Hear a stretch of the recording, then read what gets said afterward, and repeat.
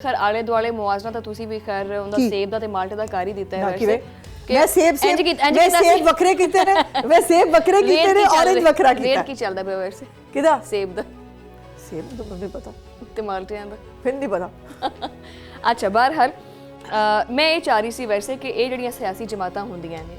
ਇਹ ਪਾਕਿस्तान ਦੀ सियासी जमात नहीं है भाई चलो उन्होंने कर दो अगर देखो सियासी जमात गलबात कर दी है सियासी जमात टेबल पे बैठ दी है सियासी जमात सियासी मुज़ाकरात कर दी वो नहीं बहिंदे पे आप कहते हाँ वो कह नहीं कई बार उन्होंने क्या वो कहता है मैं करूंगा मुज़ाकरात फौज के साथ एक पासे कहते हैं फौज मुदाखलत क्यों करती है फौज को सियासत में आना नहीं चाहिए दूसरी तरफ बात मैंने सियासत जो है ना सियासी वो मैंने फौज के साथ करनी है खुदा दा वास्ता यार मतलब पाक गवर्नमेंट ने बार बार क्या है ऐसी गलबात करना चाहते हैं वो नहीं करना चाहते भाई तो ठीक है अच्छा वैसे जब फौज का जिक्र वैसे आ ही गया है फौज के इदारे बारे मैं हमेशा एक गल कोट करती हुंदी हां कि फौज का इदारा अपने वास्ते कैसे महबूब की मानत है कि महबूब नाल लख गिले शिकवे शिकायत सब सही लेकिन महबूब तो महबूब है ना फिर प्यार करना या मोहब्बत करना बंद तो नहीं कर सकते क्योंकि इसी सारे उन्होंने जो है तो जिंदा ठीक है वरना इंडिया ने सारा काम कर दिता हाँ, और हुण भी तैयारी कर रहे हैं बाय द वे जितना बड़ा दिफाई बजट उन्होंने इस दफा रखा है और जितनी बड़ी डील्स कर रहा है इस वक्त मोदी एक सिंपल गल नहीं हैगी और वो किस वक्त वो पागल आदमी है और किस वक्त वो केड़ा एडवेंचर कर दे सानू तैयार रहना चाहिए वी आर नहीं पाकिस्तान की फौज जिन्होंने हम वक्त तैयार है अच्छा मैं एक चीज़ कहना चाहती सी कि आजकल जो सजावां का सीजन चलता पे कि सवेरे उठो तो सवेरे नवी सजा किसी को मिल जाती है जनरल फैज़ हमीद ठीक है फिर उस तो बाद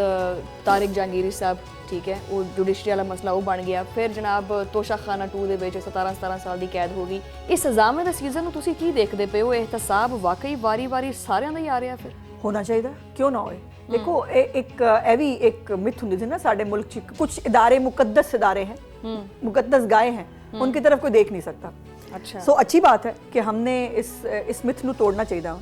और जिस भी इदारे च कोई गलत करे उस ਨੂੰ ਉਹਦੀ सज़ा मिलनी चाहिए है सियासतदान ਨੂੰ सिर्फ सज़ा क्यों मिलती है बाकी उन्होंने मिलनी चाहिए ना अगर कोई गलत कर रहा है अगर इमरान खान गलत सी अगर वो RTS बिठा के वज़ीर आज़म बनया सी तो उन्होंने RTS बिठवाण वाला तो कोई ऐसी ना फिर उसको सज़ा मिलनी चाहिए थी ना जिहदा प्रोजेक्ट इमरान खान सी और याद होएगा वो तो बड़ा वो कहते हैं सर मेरे अलावा तो कोई ऑप्शन ही नहीं है 20 साल का प्रोजेक्ट है इमरान खान का और अभी वो वज़ीर आज़म बनेगा फिर उसके बाद उसने सदर बनना है और सदारती निज़ाम आना है तो वो कहते ना सामान 100 बरस का पल की खबर नहीं ये अल्लाह पाक को पता होता है कि तुसी जिहड़ा है वो कल की होने वाला है सो इस वास्ते और बाय द वे जिहड़े जितने भी केसेस ने कोई डे टू डे मियाँ नवाज शरीफ साहब की हेयरिंग करके और करके फटाफट फैसले नहीं आए कि अगर बीवी बीमार है फिर भी तुहानू छुट्टी नहीं मिलनी तुसी नहीं जा सकते देखने वास्ते तुहाडी वालदा जिहड़ी है उसनू उन्हां दा जनाजा पिया शहबाज साहब नू जिहड़ा उहदे उत्ते परोल दे उत्ते रिहा करन वास्ते जज साहब तैयार नहीं सन और उहदी डेट नहीं दे रहे सन कि कोई बात नहीं हो जाएगा जनाजा तो ये 2-2 साल 2.5 साल तो ये केस चल रहे हैं और उन तमाम केसेस देखो हुण अगर 108 तोशा खाना के तोहफियां चों सोने के लोटे समेत अगर 58 तोहफे डिकलेयर ही नहीं किए अच्छा बाकियां ते इल्जाम हुंदा सी कि थोड़े पैसे डाल के वो लै जांदे सरकार उन्हां भाईजान ने डिकलेयर ही नहीं किए वो सीधे डायरेक्ट कार और बाजी बुशरा जी तुसीं ऑडियो सुनी हुई है कि घर से बाहर जाने वाली चीज़ों का रिकॉर्ड रखते हैं अंदर आने वाली चीज़ों का रिकॉर्ड नहीं रखते हाँ अच्छा ये चीज़ मैंने दस्सियो मैं CCD के बारे क्वेश्चन करना चाह रही सी कि CCD ने बहुत सारिया कार्रवाइयां कीतियां और खबर ये आती है कि CCD ने बंदा चुकया और अगले दिन उसकी मौत की खबर आ गई मतलब ये हुकूमत का अदालतों के उत्ते फिर इसका मतलब है कि एतमाद नहीं है कि भी अदालत एक मुजरिम को सज़ा नहीं सुना सकती नहीं ऐसा नहीं है देखो ना चुकया और खबर नहीं आ गई देखो इसी तरह मेरी गुजारिश सुन लो अगर तो मुल्क असी खास तौर पर पंजाब की गल करांगे असी साढ़े पंजाब मनशियात है मनशियात फरोशी हो रही ना बिल्कुल हो रही स्कूलों कॉलेजों तिकर साढ़े आइस और केड़ी बला नहीं पहुँच गई हुई ईवन सानू चीफ मिनिस्टर साहब जो ब्रीफिंग की गई इतनी चॉकलेट की शक्ल जड़ा है वो ड्रग्स स्कूलों कॉलेजों सप्लाई हो रही है और पूरी फैमिली यू कांट इमेजिन कि वालदा साहिबा भैना सब नाल मिल के और जो उन्होंने घर से रेड किया उन्होंने अरेस्ट करने वास्ते बीबियां ने फायरिंग की बीबियां ने can you imagine that so देखो अगर एक पुलिस पार्टी गई है एंड दे सेड कि जी सानू अपना डेरा दिखा दिओ सानू अपना घर दिखा दिओ असीं इहदी तलाशी लैनी है साडे कोल इतला है कि इत्थे मनशियात है ਔਰ ਅੱਗੋਂ ਰਿਟੈਲੀਏਟ ਕੀਤਾ ਜਾਂਦਾ ਤਾਂ ਕੀ ਕਰੇਗੀ ਪੁਲਿਸ। ਦੂਜੀ ਗੱਲ ਹੈ ਵੇ ਕਿ ਗੋਲੀ ਮਾਰ ਦੇਗੀ ਪੁਲਿਸ, ਨਹੀਂ ਮੁਕਾਬਲਾ ਹੋਏਗਾ ਨਾ, ਮੁਕਾਬਲਾ ਫਿਰ ਮੁਕਾਬਲਾ ਹੁੰਦਾ ਠੀਕ ਹੈ। ਔਰ ਦੂਜੀ ਹੈ ਵੇ ਕਿ ਬਾਏ ਦ ਵੇ ਸਾਡੇ ਪੰਜਾਬ ਵਿੱਚ ਤੇ TCS ਦੇ ਜ਼ਰੀਏ ਵੀ, ਕੋਰੀਅਰ ਕੰਪਨੀਆਂ ਦੇ ਜ਼ਰੀਏ ਵੀ ਜਿਹੜਾ Dark web ਨੂੰ use ਕਰਦੇ ਪਏ। ਡਰੋਨ ਮੈਂ ਮੇਰੀ ਇਟ ਵਾਸ ਅ ਸ਼ੌਕ ਆਫ ਮਾਈ ਲਾਈਫ ਵੈਨ ਆਈ ਸੌ ਇੱਕ 7-8 ਸਾਲ ਦਾ ਬੱਚਾ, ਉਹਨਾਂ ਨੇ ਬੱਚੇ ਹਾਇਰ ਕੀਤੇ ਹੋਏ ਨੇ, ਪਿੱਛੇ ਸਕੂਲ ਬੈਗ ਪਾਏ ਹੋਏ ਔਰ ਉਹਦੇ ਵਿੱਚ ਡਰੱਗਸ ਨੇ ਐਂਡ ਬੱਚੇ ਆਰ ਟਰਾਂਸਪੋਰਟਿੰਗ ਥੀਸ ਡਰੱਗਸ। ਕਿ ਕਿਆ ਕ੍ਰਾਈਮ ਵਿੱਚ ਕਮੀ ਆਈ ਹੈ ਕਿ ਨਹੀਂ ਆਈ ਹੈ? ਨਹੀਂ, ਕ੍ਰਾਈਮ 'ਚ ਕਮੀ ਆਈ ਹੈ, ਨਹੀਂ ਉਹ ਨੋ ਡਾਊਟ ਇਹਦੇ 'ਚ ਕਮੀ ਆਈ ਹੈ, ਲੇਕਿਨ ਜਿਹੜਾ ਤਰੀਕਾਕਾਰ ਸੀ ਮੈਂ ਉਹਦੇ ਤੇ ਗੱਲਬਾਤ ਕਰ ਰਹੀ ਨਹੀਂ, ਤਰੀਕਾਕਾਰ ਦੇਖੋ ਬੜਾ ਸਿੰਪਲ ਹੈ। ਅਗਰ ਕੋਈ ਰਿਟੈਲੀਏਟ ਕਰ ਰਿਹਾ ਹੈ, ਅਗਰ ਕੋਈ ਪੁਲਿਸ ਪਾਰਟੀ ਦੇ ਉੱਤੇ ਫਾਇਰਿੰਗ ਕਰੇਗਾ ਤੇ ਜ਼ਾਹਿਰ ਹੈ ਫਿਰ ਅੱਗੋਂ ਫਾਇਰਿੰਗ ਹੀ ਹੋਏਗੀ ਨਾ, ਅੱਗੋਂ ਫੁੱਲ ਤੇ ਨਹੀਂ ਸੁੱਟੇ ਜਾ ਸਕਦੇ ਨਾ। ਔਰ ਅਗਰ ਆਪ ਤੁਸੀਂ ਤਲਾਸ਼ੀ ਨਹੀਂ ਦੇਣੀ, ਅਗਰ ਤੁਸੀਂ ਜਿਹੜਾ ਹੈ ਕਿਧਰੇ ਛਾਪਾ ਪਿਆ ਹੈ, ਤੁਸੀਂ ਉੱਥੇ ਜਿਹੜਾ ਹੈ ਉਹ ਬਿਹਤਰ ਜਾਂ ਖੁਦ ਇਹ ਵੀ ਸਮਝਦੇ ਹੋ ਕਿ ਹੁਣ ਫੜੇ ਜਾਵਾਂਗੇ ਔਰ ਫਿਰ ਤੁਹਾਨੂੰ ਪਤਾ ਸਜ਼ਾਏ ਮੌਤ,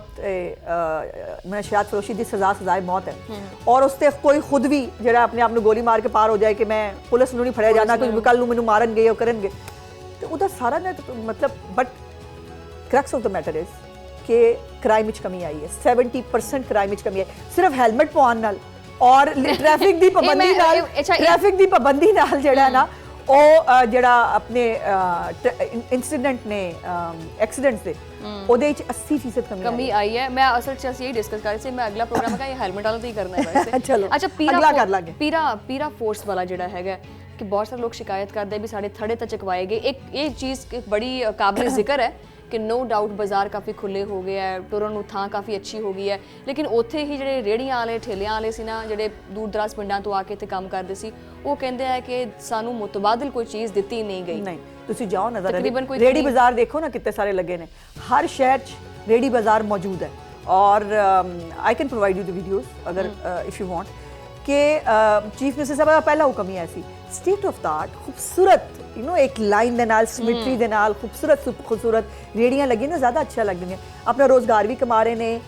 ਇੰਕਰੋਚ ਵੀ ਨਹੀਂ ਕਰ ਰਹੇ ਔਰ ਪਰਪਸ ਵੀ ਸਰਵ ਹੋ ਰਿਹਾ ਹੈ। ਸੋ ਸਭ ਤੋਂ ਪਹਿਲੇ ਚੀਫ ਮਿਨਿਸਟਰ ਦਾ ਹੁਕਮ ਸੀ ਕਿ ਪਹਿਲੇ ਆਲਟਰਨੇਟ ਜਗ੍ਹਾ ਦਿਓ ਫਿਰ ਇੱਥੋਂ ਉਠਾਓ। ਇਹ ਜ਼ਰਾ ਟਾਊਨਸ਼ਿਪ ਵਾਲੀ ਰੋਡ ਤੇ ਜਾ ਕੇ ਦੇਖੋ ਤੁਸੀਂ ਕਿੰਨੀ ਖੂਬਸੂਰਤ ਲੱਗਦਾ ਰੇੜੀ ਬਾਜ਼ਾਰ। ਅੱਛਾ, ਇਹ ਜੋ ਤੁਸੀਂ ਘਰਾਂ ਦੀ ਗੱਲ ਕੀਤੀ ਵੈਸੇ ਹੁਣ ਇਹ ਮੇਰਾ ਆਪਣਾ ਜ਼ਾਤੀ ਨੋਈਏ ਦਾ ਸਵਾਲ ਹੈ ਕਿ ਸਹਾਫੀਆਂ ਵਾਸਤੇ ਕਿਹੜਾ ਮਨਸੂਬਾ ਕੱਢਣਾ ਤੁਸੀਂ ਪਲਾਟਾਂ ਕੱਢ ਦਿੱਤਾ ਹੋਇਆ ਹੈ। ਰੂਡਾ ਹੈ ਸਾਡਾ, ਉਹਨੂੰ ਅਸੀਂ ਜਰਨਲਿਸਟ ਜਾਗਰੂਕ ਸੁਸਾਇਟੀ ਫੇਸ 2 ਕਿਹਾ ਹੈ ਔਰ ਉਹਦੇ ਵਿੱਚ ਜੋ ਅਪਲਾਈ ਕਰਨਾ ਸੀ ਜੋ ਮੈਂਬਰਸ ਨੇ ਪ੍ਰੈਸ ਕਲੱਬ ਦੇ ਉਹ ਲੈਦਾ। ਇਸ ਦਫਾ ਜੋ ਇੰਪੋਰਟੈਂਟ ਚੀਜ਼ ਸੀ ਹੁੰਦਾ ਇਹ ਸੀ ਕਿ ਜਿਹੜੇ ਪ੍ਰੈਸ ਕਲੱਬ ਦੇ ਮੈਂਬਰ ਨੇ ਸਿਰਫ ਉਹਨਾਂ ਨੂੰ ਪਲਾਟ ਮਿਲ ਜਾਂਦੇ ਸਨ ਜਿਹੜਾ ਫੇਸ 1 ਵਿੱਚ ਮਿਲੇ। ਇਹ ਜਿਹੜੇ ਮੇਰੇ ਜਿਹੜੇ ਕੈਮਰਿਆਂ ਦੇ ਪਿੱਛੇ ਸਾਡੇ ਹੀਰੋਜ਼ ਨੇ ਨਾ, ਇਹਨਾਂ ਦਾ ਕੋਈ ਵਾਲੀ ਵਾਰਸ ਨਹੀਂ ਹੁੰਦਾ।